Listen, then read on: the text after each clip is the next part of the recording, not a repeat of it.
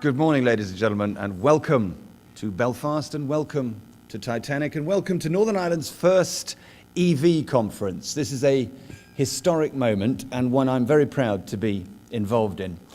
So why am I here, a motoring journalist? Motoring journalists don't like electric cars, do they? In fact, some of them, the more high profile of them, hate them. Okay, well, I'll be completely honest. It's going to be difficult for me not to be slightly biased today, because I guess I am that one motoring journalist, the one who gets it. At home, I have an interesting collection of cars, but two of the most important in that collection are a Citroen C0 and a Vauxhall Ampera, paid for with my own money, which I used every single day of my life. Over the last 5 years, I must have done about 30,000 miles in electric cars, which, if you know electric cars, is a big mileage, and stand here before you still an evangelical electric car pioneer. They work. Absolutely, unquestionably, they work. Now, for the fleet people here, and maybe public sector people who are asking that question, how can we possibly take on board something that is so massively faulted, that is so widely criticized, that has such opprobrium heaped upon it by all these influential motoring journalists? Let me just tell you a very, very quick story. Last week, I had lunch with one of those aforementioned journalists, the tall one with the curly hair.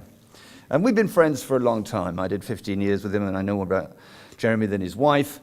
And for a joke, I turned up outside this posh Mayfair club in my electric car, my Citroen C0.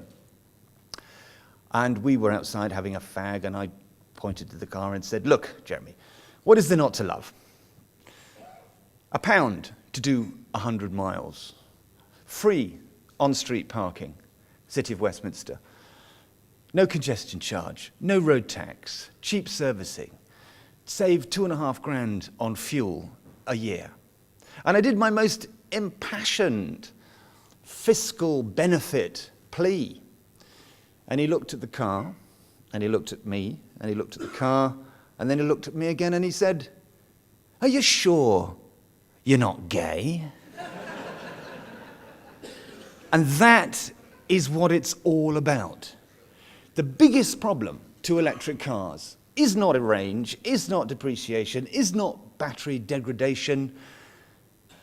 It's this Neanderthal, caveman view that if you drive an electric car, you are a bleeding heart liberal with body hygiene issues, open-toed sandals, and a caftan. Now, this is plainly, to anybody laying claim to a level head, not the case.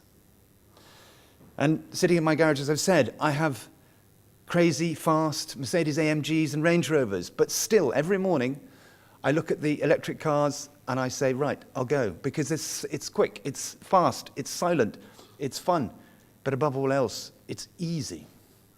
So look, listen to what happens today, and the most important thing is to drive these cars out there. This is a heaven-sent opportunity. Let me just quickly ask, who here, and there's no dishonor in putting your hand up, I want an absolutely accurate poll, who here hasn't driven an electric car? Just shove your hands up. Okay, that's good, that's fantastic. A lot of people. Because you know, when people say, do you like, answer the question, do you like electric cars? They say no. 92% say no. And when you ask the same question, have you ever driven an electric car? They say, no, I haven't. This is the absurdity. So here today is this moment of conversion. And I will ask you after lunch, after you've gone down and you've driven these electric cars, what you think. And I guarantee to a man and woman, you will have experienced what I call this Damascene moment, where you get in, you drive it, you feel the silence, you feel this new sensation you've never felt before of silent speed, and you go, wow. It's incredible. So forgive my evangelism, but these really are fantastic products for the future. And let's not forget, I spend most of my time now wrangling with ministers and MPs in the House of Commons about fuel duty. And we are a heartbeat away from 150 a litre for diesel. And if the geopolitical struggles carry on, we'll be looking at 162. This is completely unsupportable. So the way to convince people and the way for companies and businesses to take on electric cars is that tremendous liberation from not having to pay these huge amounts of money in fuel. This, if you'll pardon the pun, will be the driver for big change.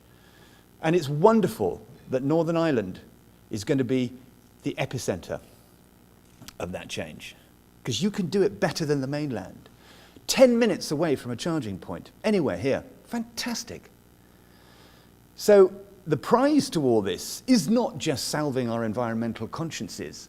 The prize, ladies and gentlemen, is making the UK and Northern Ireland a centre for EVs, car manufacture, battery manufacture, research, development, and to lead Europe in this stuff. This isn't about making us feel good and saving the polar bears. This is about driving inward investment into Northern Ireland and outsmarting the rest of Europe and being leading edge. I can think of really no greater holy grail. So here you are, the unimpeachable testimony of the man who owns and drives electric cars and writes about every other car. They're good. So don't listen to the black conspiracy. Go and drive them for yourself, make up your mind, and look at the numbers. And we'll talk further. You'll hear from people, car manufacturers and battery people, and we'll have a question and answer session. And anything you want to know about electric cars but never dared to ask, it's here, it's now. This is the moment. Grasp it.